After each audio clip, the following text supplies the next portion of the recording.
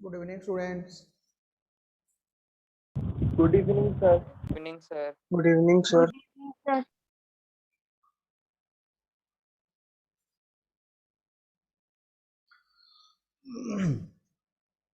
So in the last class, we have discussed about Kirchhoff's law and Wheatstone bridge. Okay. So let us learn to use Kirchhoff's law and Wheatstone bridge. How this is applied in different numerical solving numericals. Let us see. Okay. So suppose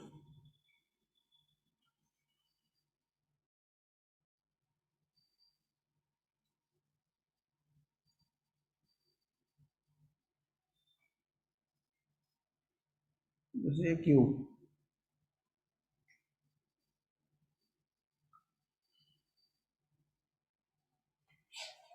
Okay.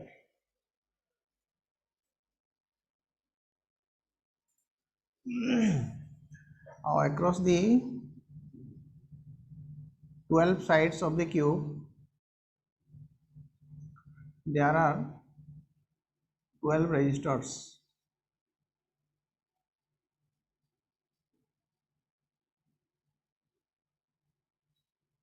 Okay, there are 12 resistances.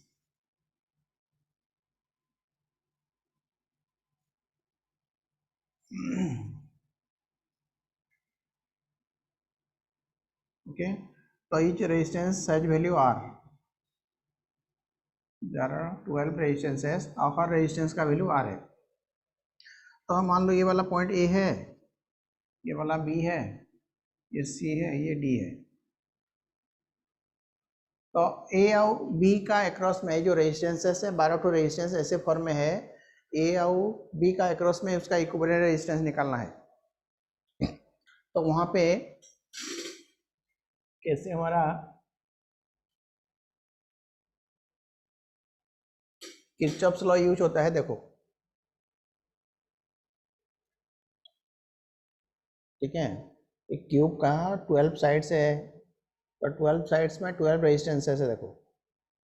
तो ए और B का across में हमने equivalent resistance निकालना है. ए और B का across में we have to find out equivalent resistances. देखो क्वेश्चन लगा find the equivalent resistance across A and B. Find the equivalent resistance across A and B. A point और बी पॉइंट का across में हमको equivalent resistance निकालना है. ठीक है, ए पॉइंट और बी पॉइंट का अक्रॉस में हमको इक्विवेलेंट रेजिस्टेंस निकालना है.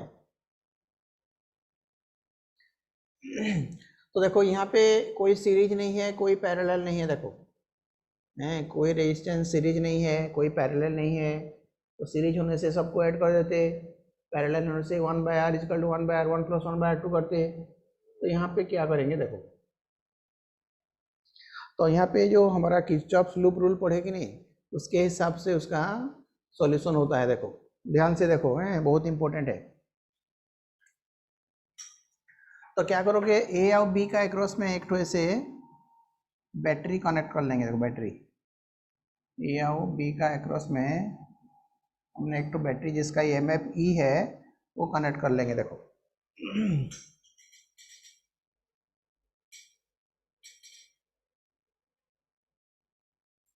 समझे, ए और बी का अक्रॉस में हमने एक बैटरी जिसका EMF E है कनेक्ट कर लेंगे.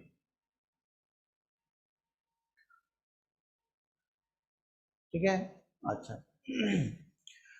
तो बैटरी से यहाँ पे करंट जाएगा, करंट मान लो जाएगा कुछ. तो ये करंट मान लो 3I लेते हैं. 3I आई लेने से भी होगा. मैं 3I क्यों लेता हूँ देखो बताता हूँ. देखो तो ये जंक्शन एक तो ये, तो जंक्शन में करंट इधर कुछ जाएगा, उधर कुछ करंट जाएगा, उधर कुछ करंट जाएगा. देखो ये जो 3I करंट है उधर उधर इधर जाएगा. तो देखो यहाँ से घुसेगा और यहाँ पे सब निकलेगा. देखो उसका मंजिल है B, सारी करंट यहाँ से घुसे यहाँ पे घुसेंगे, अब बी पे निकलेंगे। एक रास्ता ये है देखो, ऐसे करके एक रास्ता ऐसे करके ये है, एक रास्ता ऐसे करके ये है। तो जो रास्ते में जाने से देखो हर रास्ते में तीन तीन ठो रेजिस्टेंस आता है।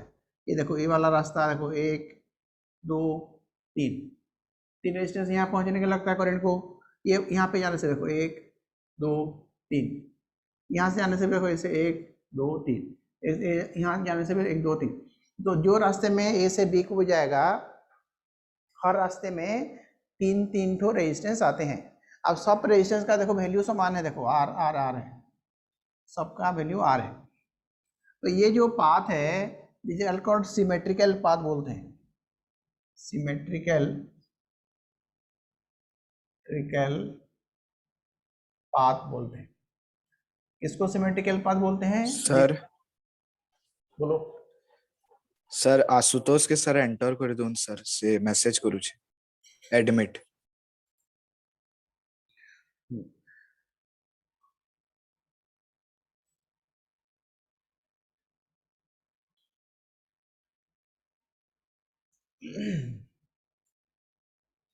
तो सिमेट्रिकल पाथ समझे, सिमेट्रिकल पाथ क्या बोले जो सिमेट्रिकल पाथ जो है, देखो ये वाला रास्ता, देखो इसमें 3 रेजिस्टेंस है, ये वाला रास्ता में 3 रेजिस्टेंस है, ये वाला रास्ते में 3 रेजिस्टेंस है जहाँ पे करंट घुसेगा और जहाँ करंट निकलेगा है उसका जो पाथ देखो, यहाँ से ऐसे वाला पाथ में 3 रेजिस्टेंस, ऐसे वाला पाथ में 3 रेजिस्टेंस, ऐसे वाला पाथ में भी 3 रेजिस्टेंस। तो इसलिए सारे पाथ को बोलते हैं सिमेट्रिकल पाथ और आइडेंटिकल पाथ। तो अगर पाथ आइडेंटिकल है तो ये जो 3I करंट इक्वली 3 भाग होगा। अगर ये पाथ आइडेंटिकल पाथ है तीनों, ये करंट 3 भाग इक्वल हो जाएगा। तो 3I वाला इधर आ जाएगा, इधर आ जाएगा और इधर भी आ जाएगा। तो कैसे करने से समान भाग होगा जाने कि नहीं, ये सिमेट्रिकल पाथ और आइडेंटिकल पाथ होने से समान करंट होगा। नहीं तो इधर I1 जाता, फिर I2 जाता, इधर I3 जाता। नहीं तो 3I मैंने क्यों लिया जाने अभी, ये 3I लेने का मतलब है यहाँ पे 3 भाग करना था, तो इसलिए यहाँ करंट को मैं 3I लिया था। अगर ये I करंट होता, ये I/3 I/3 I/3 होता। अच्छा, उसके बाद अभी ये वाला करंट जो यहाँ जाएगा, देखो यहाँ पे ये करंट कुछ इधर जाएगा, कुछ इधर जाएगा। तो ये पाथ भी देखो, यहाँ पे 2 रेजिस्टेंस है, ये वाला पाथ में भी 2 रेजिस्टेंस है। तो ये करंट फिर अगेन 2 भाग हो जाएगा, ये I/2 हो जाएगा, फिर ये I/2 हो जाएगा।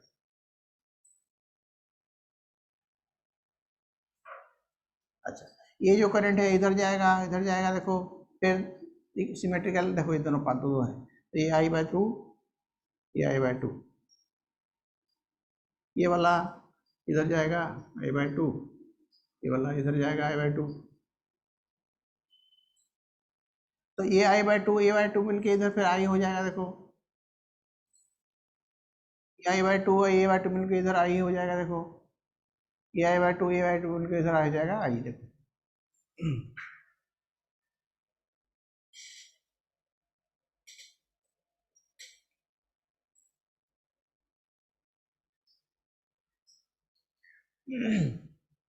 तो उसको बोलते हैं करंट डिस्ट्रीब्यूशन। देखो हर रेजिस्टेंस में कितना कितना करंट जाता है, that is called your current distribution. तो ये वाला बात कौन नहीं समझे बोलो, ये वाला बात किसका समझ में नहीं आया बोलो।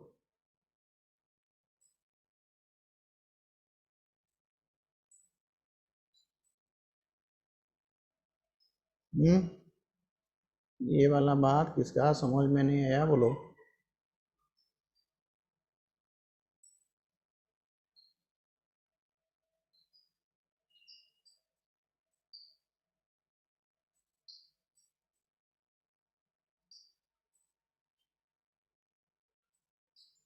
आद्यासा समझे कि नहीं, आद्यासा नाथ? Yes sir. कि करंट कैसे डिस्ट्रीब्यूट हुआ, देखो कौन सा रेजिस्टेंस में कितना करंट जाएगा, देखो ध्यान से देखो। सिमेट्रिकल पाथ देखो, समझे कि नहीं, सिमेट्रिकल पाथ होने से ही करंट इक्वल भाग होता है, इक्वल डिवीजन होता है।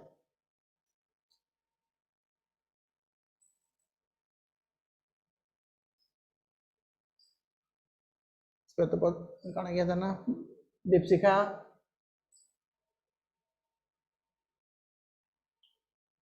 दीपशिखा सर। आवाज आउछे ठीक? हाँ सर। आवाज आउछे कि नहीं? हाँ सर आसुचे। अच्छा, ठीक है।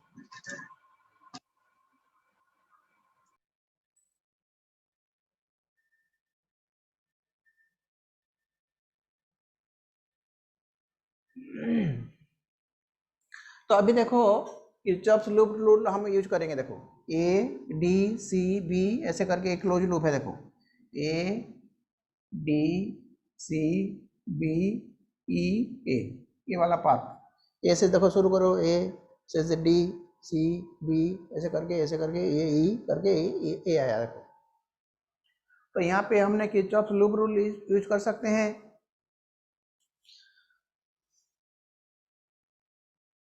मैं कौन बोलेगा बोलो, यहाँ पे किरचॉफ्स लूप रूल कौन बोलेगा?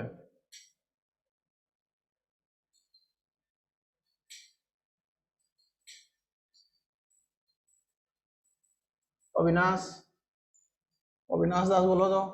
ए डी सी बी ये जो पाथ है इसमें किरचॉफ लूप रूल यूज इस्तेमाल करो।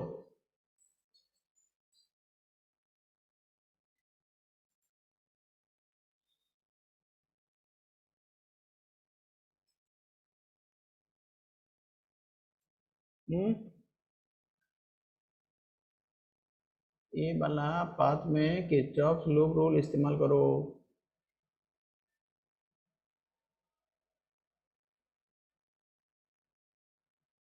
अविनाश दास, यस सर। मेरा आवाज सुनाई देता है कि नहीं? Yes sir. Kirchhoff loop rule यहाँ यूज करो। सर थोड़ा डाउट है। हाँ, क्या डाउट है बोलो। सर सेकंड लॉ में। क्या? अरे लास्ट क्लास में तो बताया था कोई लूप में तो product of resistance into current का जो सम है वहाँ पे ईएमएफ के साथ समान होता है, बोले थे लास्ट क्लास में। Yes sir yes. तो बोलो क्या है लॉ यहाँ पे बोलो।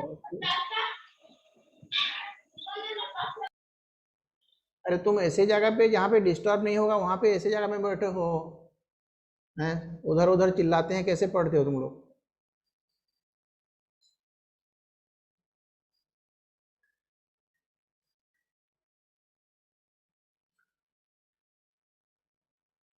पढ़े हो कहो, वो पढ़े हो। Yes sir.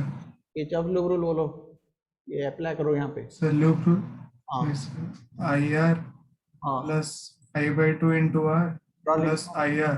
रुको रुको, ये देखो आई इंटू आर, देखो ये current into resistance I R plus यहाँ पे देखो current I by two into R, I by two into R, यहाँ पे देखो आई आर, और यहाँ पे कुछ का रेजिस्टेंस नहीं है देखो, तो इक्वल टू कितना है? इसका ईएमएफ ई है, तो इसको किरचॉफ लूप रूल बोलते हैं। देखो एक लूप में जितना रेजिस्टेंस है, हर रेजिस्टेंस में जो करंट जाता है उसका प्रोडक्ट का जो सम है ये ईएमएफ के साथ समान होता है। तो उसको ऐड करने से देखो हो जाएगा, एलसीएम 2 है ये 2 2 2 4 5 5 pi R by 2 equal to E हो गया। देखो देखिए इतना, अरे देखे कि नहीं? Yes sir. अच्छा, तो सपोज इसका इक्विवेलेंट रेजिस्टेंस ए और बी का अक्रॉस में आर डैश होता। आर डैश मतलब ये सब नहीं होता, ये सारे रेजिस्टेंस नहीं होते। देखो ये पूरा 12 ठो रेजिस्टेंस नहीं होते, उसके बदले में एक रेजिस्टेंस होता। तो एक रेजिस्टेंस अगर होता इस सब के बदले में आर डैश होता, तो ए और बी का अक्रॉस में एक ठो रेजिस्टेंस लगा लेते। देखो यहाँ पे सबको हटा के यहाँ पे एक खाली रेजिस्टेंस लगा देते आर डैश वाला, तो उसका रेजिस्टेंस जितना होने से 3i करंट यहाँ फ्लो करेगा, तो उस रेजिस्टेंस को बोल देंगे उसका इक्विवेलेंट रेजिस्टेंस। देखो तो अभी यहाँ किरचॉफ लूप लगाने से क्या होगा, ये वाला लूप में अभी किरचॉफ लूप लगाओ, ये 3i यहाँ पे फ्लो करेगा, 3i r dash 3i r dash equal to E. तो अभी ये वाला ही समान है देखो, तो दोनों को इक्वल कर लोगे तो ये 3IR डैश इसकल टू इसके बदले में 5IR/2 होगा। तो ये आई कट गया देखो, तो आर डैश का जो वैल्यू हो गया 5/6R, क्योंकि तुम्हारा ये इक्विवेलेंट रेजिस्टेंस है। तो जो क्यूब था ए और बी का क्रॉस में, उसका इक्विवेलेंट रेजिस्टेंस है 5/6R।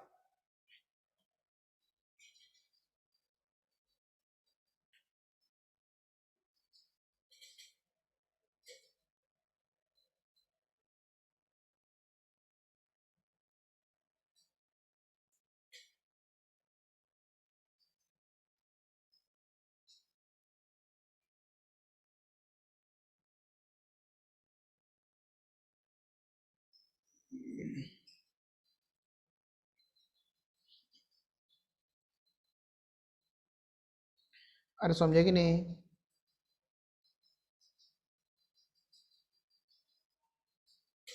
Yes, sir. Yes sir. तो बोलो किसका डाउट है, तो बोलो बताऊंगा अभी। किसका डाउट है तो बोलो बताऊंगा। सर हाँ सर सिमेट्रिकल पार्ट के नहीं बुझिएला। तू तो लेट रहा हो, वो सुसरी यस सर। फिगर बने जो कि नहीं? Yes sir. तो देख फिगर रे ए नु बी के, ए में करंट घुसता देखो 3I करंट, अब बी में वो निकलेगा, हाँ कि नहीं? ए रे ए पॉइंट में करंट घुसेगा, अब बी से करंट निकलेगा देखो बी में। Yes sir. Yes sir. तो ए से बी को जाने पे देखो बहुत सारा पाथ है, करंट को ए से बी के जाने में, वो फिगर में, वो क्यूब वाला फिगर में देखो बहुत सारा पाथ है। तो जो पाथ में जाने से भी 3 रेजिस्टेंस आता है देखो, ए से कितना की ए से डी, डी से सी, सी से बी गया, कितना रेजिस्टेंस है वो पाथ में, A D C B path में कितना रेजिस्टेंस है? सर 3 ठो। 3 ठो है बस। अब दूसरा वाला पाथ देखो, कोई और दूसरा पाथ ले, ए से बी को और एक तो पाथ भी है कि नहीं? ए से बी को, ये से ए तो ये तुम्हारे फिगर में देख, यहाँ से बी आएगा देखो, तो कितना रेजिस्टेंस है? सर 3 ठो। 3 ठो है। और भी कोई भी पाथ ले, उसमें हर में 3 ठो रेजिस्टेंस है देख। Yes sir. तो इसीलिए हर पाथ में 3 ठो रेजिस्टेंस है, और तीनों रेजिस्टेंस का जो वैल्यू समान है बोल के उसको बोलते हैं सिमेट्रिकल पाथ। और जब सिमेट्रिकल पाथ होता है, ये जंक्शन में करंट इक्वल 3 भाग हो जाता है, 3I बार करंट यहाँ आई 3 भाग हो जाएगा।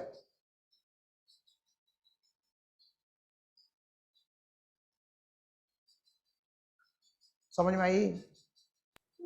Yes sir. अच्छा, तो उसका वो वाला का ए और सी का क्रॉस में इक्विवेलेंट रेजिस्टेंस निकाल दो, ए और बी का क्रॉस निकले, ये वाला, ये जो निकला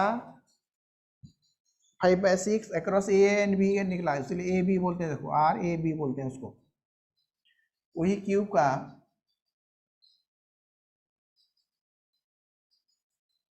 वही क्यूब है तो, ठीक है।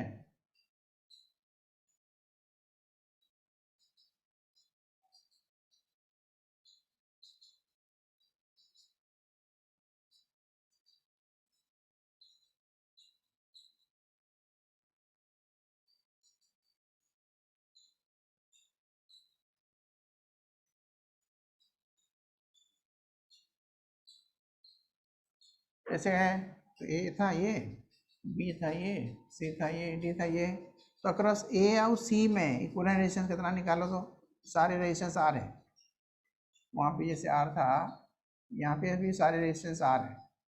तो find the equivalent resistance across A and C. जैसे अभी किया मैंने,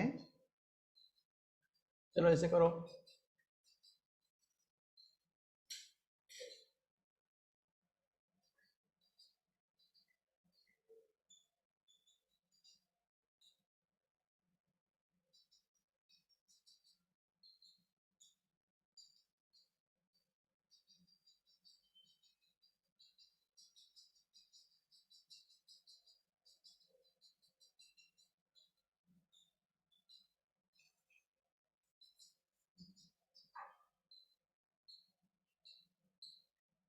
Sir, across A and C. A and C, हाँ, and the equivalent distance across A and C. Sir R by 2 होगा क्या? हैं? ये हेलो, सर यस सर. हाँ बोलो, अंशुमान बोलो, सर R बाय 2 होगा क्या? R/2 होगा क्या? नहीं होगा।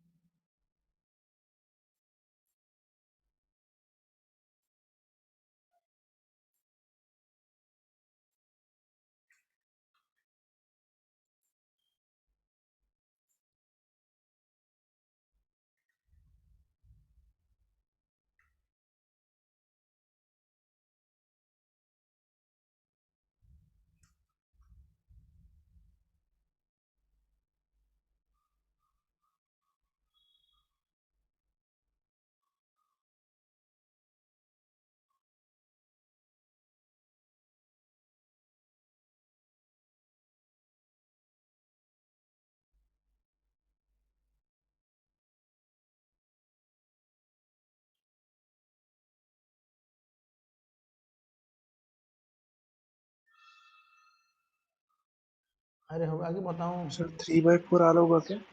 कितना कितना? हाँ हेलो,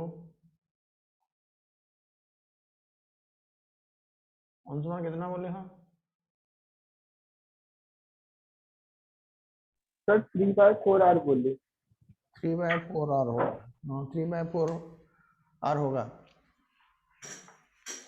तो देखो कैसे होता है, देखो ध्यान से सुनो, देखो यहाँ पे जिसका एक्रॉस में तुम EMF इंटरनल रेजिस्टेंस निकालोगे, इक्विवेलेंट रेजिस्टेंस, वहाँ का एक्रॉस में एक EMF, अब E लगा लो बैटरी, ठीक है। अच्छा, तो अभी करंट जाएगा, देखो यहाँ, तो कुछ करंट इधर जाएगा, कुछ उधर जाएगा, कुछ उधर जाएगा। अच्छा, ये रास्ते में जो करंट जाएगा, कितना ठो पाथ, ये पाथ में कितना ठो रेजिस्टेंस है? 2 ठो है। ये पाथ में जो जाएगा भी 2 ठो है, और ये पाथ में जो जाएगा ऐसे करके यहाँ पे 4 ठो है। देखिए कि नहीं सुश्री, देखिए Yes, sir. ये वाला पाथ में 2 रेजिस्टेंस, देखो करंट यहाँ से घुसेगा, यहाँ ऐसे निकलेगा, सी तक जाएगा, तो ऐसे करके इधर जाएगा 2 ठो रेजिस्टेंस, तो ऐसे करके इधर जाएगा 2 ठो रेजिस्टेंस। तो ये दोनों पाथ सिमेट्रिकल है, बिकॉज दोनों में 2 ठो रेजिस्टेंस है, और दोनों का हब वैल्यू R है। लेकिन ये वाला पाथ सिमेट्रिकल पाथ नहीं है, उसके साथ तीनों सिमेट्रिकल नहीं है, ये दोनों खाली सिमेट्रिकल है।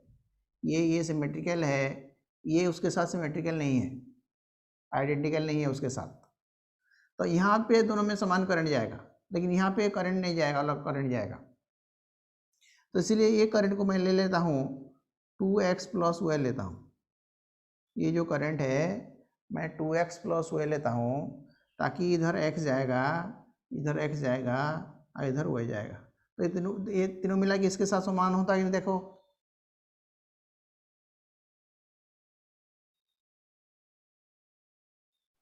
Yes, sir. समझ में आया कि नहीं कैसे किया जो? Yes sir. अच्छा, अभी देखो यहाँ से इधर करंट जाएगा, इधर करंट जाएगा, उधर जाएगा, उधर जाएगा। देखो तो ये वाला पाथ में एक ठो रेजिस्टेंस है, और ये वाला घूम के जो आएगा 3 ठो रेजिस्टेंस है, तो ये पाथ सिमेट्रिकल नहीं है। देखो तो उसमें मान लो जेड करंट गया, तो इधर जाएगा x माइनस जेड, तो ऐसे उधर जेड गया तो उधर जाएगा x minus Z.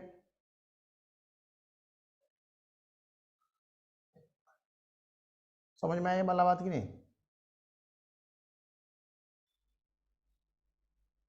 Yes sir और एक बार बता देंगे सर? देखो यहाँ से करंट यहाँ आना है कि नहीं, यहाँ से जो x करंट गया, x करंट इधर जाना है, तो ये एक तो पाथ है, पाथ इधर भी है। Yes sir. तो इसमें कितना ठो रेजिस्टेंस है? एक ठो रेजिस्टेंस है। एक ठो। और ये वाला पाथ में जो आएगा कितना ठो है? 3 ठो। 3 ठो है। मतलब ये और ये सिमेट्रिकल नहीं है पाथ? नहीं है सर। तो दोनों में अलग अलग करंट जाएगा। Yes sir. तो इधर अगर जेड ले आया तो बाकी एक्स माइनस जेड इधर जाएगा, दोनों मिला के इसके साथ समान होना है ना, जंक्शन रूल के हिसाब से। Yes sir. तो ऐसे उधर जेड गया तो उधर एक्स माइनस जेड जाएगा। यस सर, समझ में आया। अच्छा, तो ऐसे इधर वाई करंट जाता है। देखो यहाँ पे इधर वाई करंट गया, तो यहाँ से करंट इधर डिवाइड होगा। देखो तो ये जो करंट डिवाइड होगा, देखो इसके ऐसे करके यहाँ आएगा। देखो कितना ठो रेजिस्टेंस? 3 ठो रेजिस्टेंस। अब ये इधर देखो, इधर करके आएगा, कितना ठो रेजिस्टेंस? 3 है सिमेट्रिकल। तो इधर सिमेट्रिकल है, तो जो वाई करंट है यहाँ हाफ हाफ हो जाएगा, वाई बाय 2 इधर, इधर वाई बाय 2 उधर हो जाएगा। देखो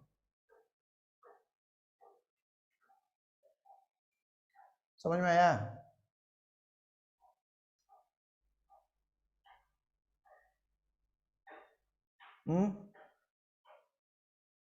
यस सर। यस। अच्छा, तो इधर से देखो जेड जाता है, इधर से वाई बाय 2 आता है, तो इधर मिल के उधर जाएगा जेड प्लस वाई बाय 2। इधर से देखो वाई बाय 2, इधर से जेड मिल के इधर जाएगा, तो ऐसे इधर वाई बाय 2 और इधर से जेड जेड, तो मिल के देखो इधर जाएगा जेड प्लस वाई बाय 2। और ये दोनों मिल के फिर इधर आएंगे। देखो तो जेड जेड 2 जेड और वाई बाय 2 वाई। तो अभी इधर आया, इधर आया, इधर, तो ये मिल के देखो 2x प्लस वाई फिर होता है कि नहीं देख लो। तो ये और ये मिल के इतना होना चाहिए। देखो x प्लस x 2x हुआ, और ये माइनस जेड माइनस 2z, और ये 2z कट के 0 हो गया, और ये वह है। तो यहाँ जितना घुसा है इधर से इतना निकलना चाहिए। तो this is called your current distribution.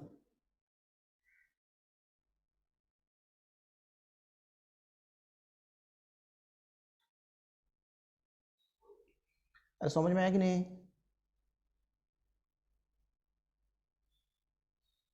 Yes sir.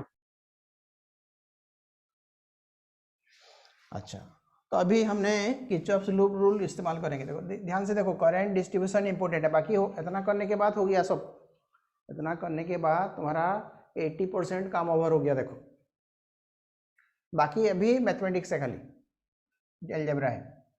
तो देखो ये एक तो किरचॉफ लूप, यहाँ पे एक लूप है। देखो लूप, मेरा उंगली देखो, ये वाला, ये वाला, ये वाला, ये वाला। देखो तो यहाँ पे किरचॉफ लूप रूल यूज करेंगे। तो यहाँ पे वे इंटू आर, देखो वे आर, ये देखो वे बाय 2 इंटू आर,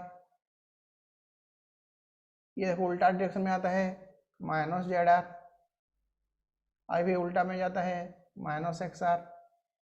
और यहाँ पे कोई बैटरी नहीं लगा है। देखो नो सेल, तो EMF देखो 0,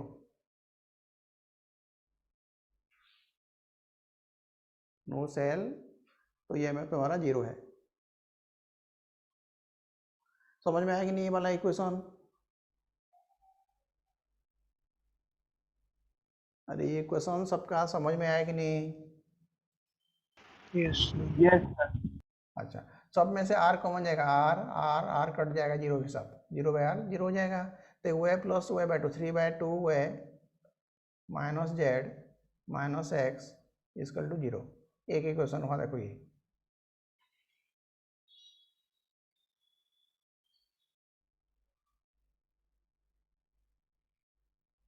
देखिए हैं? Yes, sir. अच्छा, उसके बाद ये वाला इक्वेशन, ये वाला लूप लेना और एक टू लूप, ये वाला देखो मेरा उंगली देखो, ये वाला ऐसे करके इधर इधर। तो यहाँ पे देखो सब रेजिस्टेंस आ रहे हैं, तो यहाँ पे किरचॉफ लूप लगाने से Z plus Y by two into R plus 2z plus Y into R, ये उल्टा जरा minus X minus Z into R plus ये प्लस है Z R equal to zero है। फिर अगेन देखो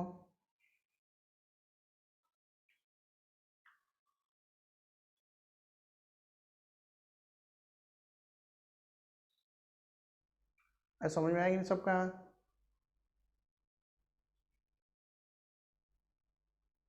Yes, sir.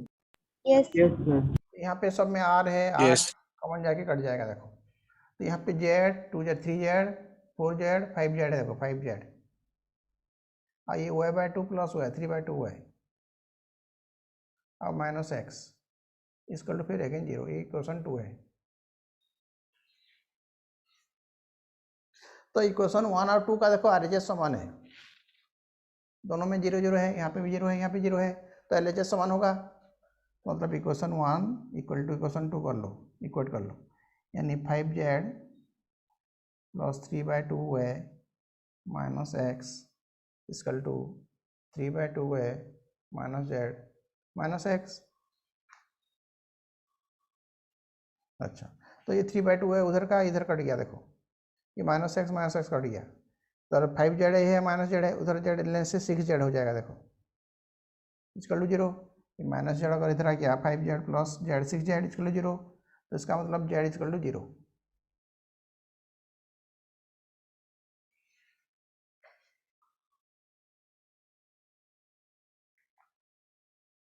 समझे?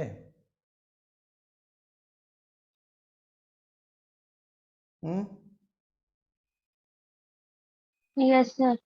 तो जेड का वैल्यू जीरो डाल के ऐसे हम एक्स वाई का वैल्यू निकाल सकते हैं, ठीक है, निकाल सकते हैं, लेकिन ऐसे नहीं निकालेंगे, दूसरा मेथड में भी मैं इजीली कर लेता हूँ। देखो जेड जीरो हो गया, तो देखो जेड जीरो है, देखो ये वाला जो जेड एक करंट है, देखो जेड करंट है, तो ये ब्रांच में करंट जीरो है, ये वाला करंट में ही देखो जेड है तो जीरो है। मैं उस दिन बोले थे ह्यूस्टन ब्रिज का बैलेंस कंडीशन में, तो जिस पाथ में रेजिस्टेंस होते हुए भी करंट फ्लो नहीं करता है, उसको हटा देने से भी कुछ नहीं होता है बोले थे।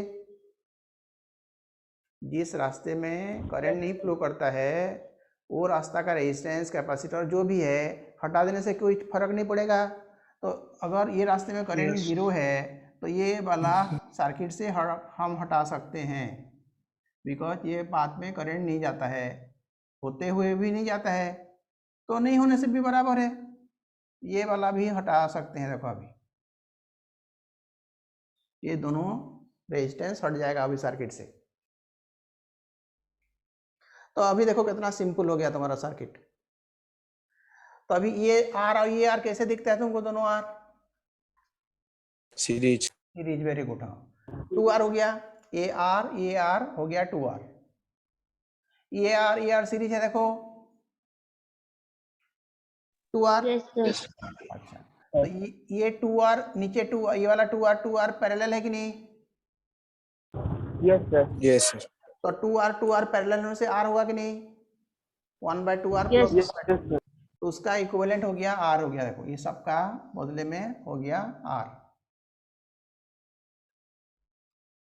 ऐसे ये वाला भी देखो, ये r 2r, ये r 2r पैरेलल, उसका इक्विवेलेंट फिर r हो गया, तो दिस इज r हो गया। देखो